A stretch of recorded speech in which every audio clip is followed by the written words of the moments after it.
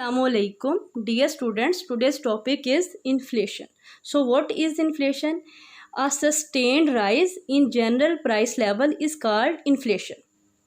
मतलब कीमतों की सतह में मुसलसल और लगातार इजाफा इन्फ्लेशन कहलाता है. Inflation results in low purchasing power of money. It makes the money in your wallet less valuable.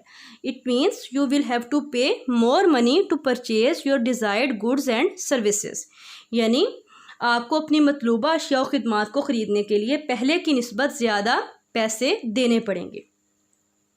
इसका मतलब है कि इन्फ्लेशन ने मनी को लेस वैल्यूएबल बना दिया है, मनी की परचेजिंग पावर को कम कर दिया है. Inflation makes the money less valuable. Inflation जो है वो मनी की कदर व कीमत को कम कर देता है. Now we will see what are the determinants of inflation. There are 4 main determinants of inflation.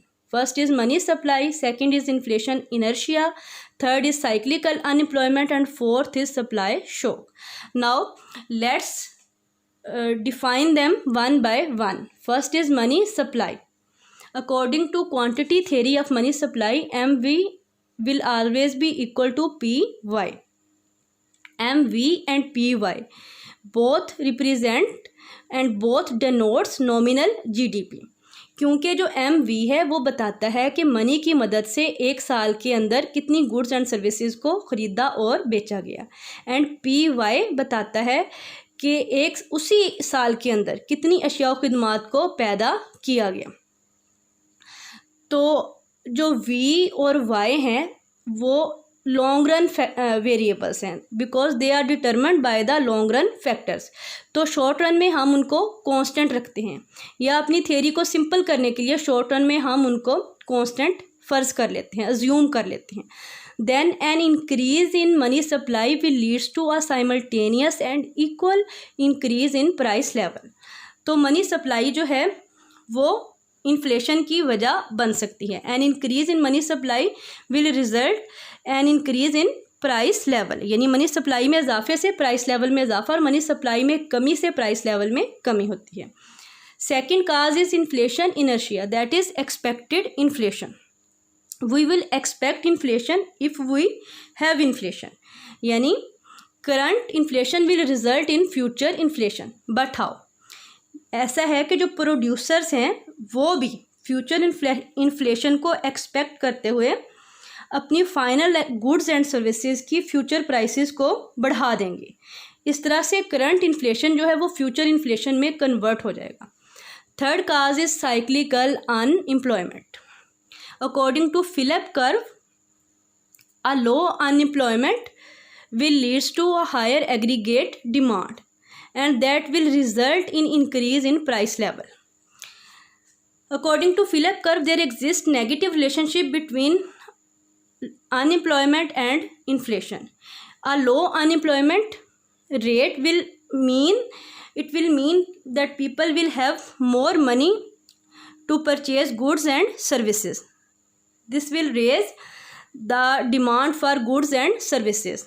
यानी अगर अनएम्प्लॉयमेंट रेट कम है तो इसका मतलब है कि लोगों के पास अशिया और ख़िदमात को ख़रीदने के लिए पहले की निस्बत ज़्यादा पैसे मौजूद हैं, इसलिए वो अशिया और ख़िदमात की जो डिमांड है उसको भी बढ़ा देंगे. तो जो हायर एग्रीगेट डिमांड है that will result in increase in price level only. क्योंकि अरसा कलील में अशिया और ख़िदमात की मिकदार को बढ़ाना नामुमकिन है, because the supply of goods and services can not be increase in the short run. That supply of goods and services is determined by the long run factors. A long run is required to increase the supply of goods and services. So a higher aggregate demand will result in inflation. अच्छा, because this inflation is due to increase in aggregate demand, so इसको हम demand pull inflation भी कहते हैं, क्योंकि this increase in inflation is due to higher aggregate demand, so it is called a demand pull inflation. Its fourth cause is supply shock. अच्छा जी, इसमें हम बात करेंगे एडवर्स सप्लाई शॉक की. चूँकि आप लोगों को पता है कि एक जो एडवर्स सप्लाई शॉक है उससे अशिया और खिदमात की कीमतों में इजाफा हो जाता है. अच्छा जी, अब वो अशिया जिस भी good and final good and services की प्रोडक्शन में यूज़ होंगी, उससे क्या होगा कि उन अशिया खिदमात को की जो कॉस्ट ऑफ प्रोडक्शन है वो बढ़ जाएगी। यानी an adverse supply shock will leads to an increase in cost of productions. अच्छा जी, कॉस्ट ऑफ प्रोडक्शन में इजाफे से क्या होगा कि फाइनल गुड्स एंड सर्विसेज की जो प्राइसेस हैं वो भी बढ़ जाएंगी। So an adverse supply shock will result in an increase in price of final goods and services. यानी जो एडवर्स सप्लाई शॉक है वो वजह बनता है इन्फ्लेशन की, via its affects on cost of production. क्योंकि यहाँ पे जो इन्फ्लेशन है, inflation is primarily due to increase in cost of production, so it is called a cost push inflation. चूँकि इन्फ्लेशन में ये इजाफा कॉस्ट ऑफ प्रोडक्शन के बढ़ने की वजह से है, इसलिए इस तरह के इन्फ्लेशन को हम कॉस्ट पुश इन्फ्लेशन भी कहते हैं।